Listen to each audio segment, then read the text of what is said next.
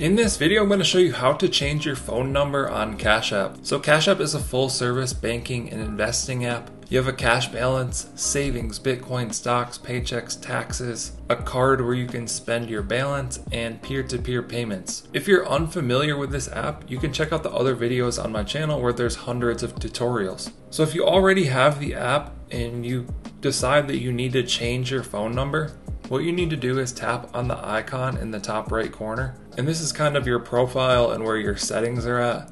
From here you can scroll down and tap on personal. So this is going to have a lot of my personal information. So pretty much the whole screen will be blurred. But under contact info, you'll see phone number. And what you want to do is tap add phone number or email.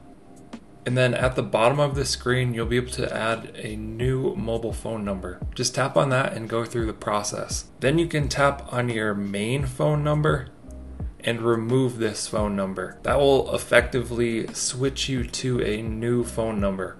Or if you want to leave both of your phone numbers on here, I believe you can do that. That'll do it for this video. I hope you guys enjoyed it, found it helpful. Let us know what you think down in the comments below.